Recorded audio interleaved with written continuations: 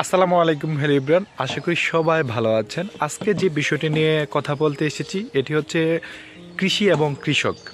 আমাদের বাংলাদেশ হচ্ছে কৃষি প্রধান দেশ, কারণ বাংলাদেশের ৭৫% মানুষ কৃষির উপর নির্ভরশীল এবং এখানকার আবহাওয়া কৃষি নির্ভর হওয়ায় মানুষ কৃষিতে নিয়োজিত থাকে, কৃষিকে পুঁজি করে তাদের জীবিকা নির্বাহ করে। আর এই কৃষি হচ্ছে একটি মহান পেশা। আমাদের নবী করিম সাল্লাল্লাহু আলাইহি সাল্লাম এবং সাহাবায়ে কেরামরাও কৃষির উপর নির্ভরশীল, তারা কৃষিকে পুঁজি করে তাদের জীবিকা নির্বাহ করত।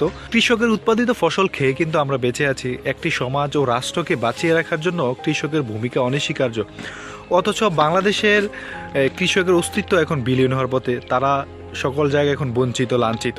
কৃষক ভাইরা যদি খাদ্য উৎপাদন না করতো তাহলে আজকে আমরা এই আরামায়েসে পায়ের উপর পা দিয়া বৈশা খাইতে পারতাম না, তাই না? কৃষি হচ্ছে প্রাচীনতম পেশা। এই কৃষির সাথে প্রাচীনকালে সবাই অঙ্গাঙ্গিভাবে জড়িত ছিল, কিন্তু বর্তমানে শিল্প বিপ্লব এবং প্রযুক্তির উৎকর্ষতা, পুঁজিবাদী অর্থনীতির কারণে সেই প্রেক্ষাপট পাল্টে গেছে। এই কৃষকরা পায়ের ঘাম মাথায় ফেলে রোদে পুড়ে বৃষ্টিতে ভিজে এমনকি সন্তানের মতো যত্ন করে ফসল উৎপাদন করে আমাদের জন্য, কিন্তু যখন তারা ফসল বিক্রি করতে যাবে তখন তারা তাদের ন্যায্য অধিকার বা ন্যায্য মূল্যটা পায় না।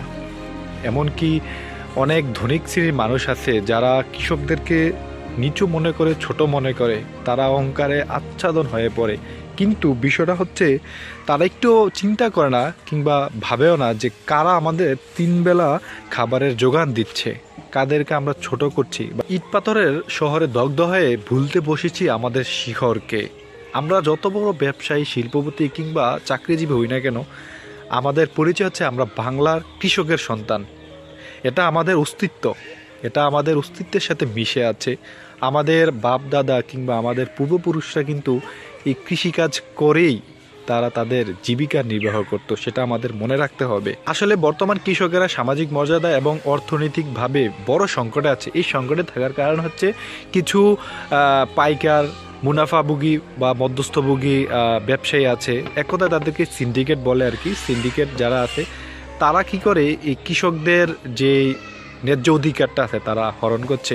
কিছুদিন আগে যেই আলুর কেজি ছিল 50 টাকা 40 টাকা, সেই আলুর কেজি হয়েছে 70 টাকা কেজি। ঠিক আছে, পেঁয়াজ, এই পেঁয়াজ একসময় 20 টাকা 30 টাকা কেজিও কেউ খাইতো না। এই পেঁয়াজের দাম এখন 125 টাকা 30 টাকা করে। কি বলবো, এই সিন্ডিকেটের কারণে। যতদিন পর্যন্ত বাংলাদেশ থেকে এই সিন্ডিকেট দূর হবে না বা বাংলাদেশ সরকার এই দিকে নজর দিবে না, ততদিন পর্যন্ত বাংলাদেশের কৃষকরা তাদের ন্যায্য মূল্য পাবে না। এই সংকট নিরসন না করলে বাংলাদেশের কৃষক এবং কৃষিখাতে অস্তিত্ব সংকটে পড়বে। সুতরাং আমি মনে করি বাংলাদেশ সরকার এই সিন্ডিকেটকে উৎখাত করা প্রয়োজন, সময়ের প্রয়োজন এটা। কৃষিখাতে এই সংকট এবং দৈন্যদশার কারণে বর্তমান প্রজন্ম এখন আর কৃষিখাতের দিকে ঝুঁকছে না। বর্তমান প্রজন্ম অর্থাৎ তরুণদেরকে যদি আপনি 10 জন তরুণকে যদি আপনি জিজ্ঞেস করেন যে তুমি বড় হয়ে কি হতে চাও, সে নির্দ্বিধায় বলবে আমি বড় হয়ে ডাক্তার অথবা ইঞ্জিনিয়ার অথবা ব্যবসায়ী অথবা বিসিএস ক্যাডার হতে চাই। কেউ বলবে না যে আমি কৃষক হতে চাই। এটার কারণ এটা না বলার পিছনে আমাদের সমাজ দায়ী। আমাদের সমাজের মানুষ এই কৃষি পেশাকে হীন দৃষ্টিতে দেখছে। আসলে তারা চিন্তা করে না যে কোথায় থেকে তাদের খাবার জোগান হয়, কারা খাবার জোগান দিচ্ছে, এতটুকু তারা চিন্তা করে না।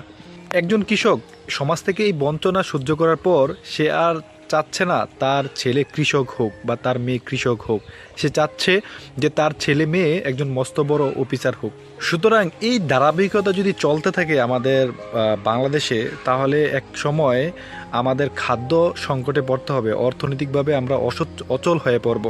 সেটা অচিরেই আমরা দেখতে পাবো ইনশাল্লাহ।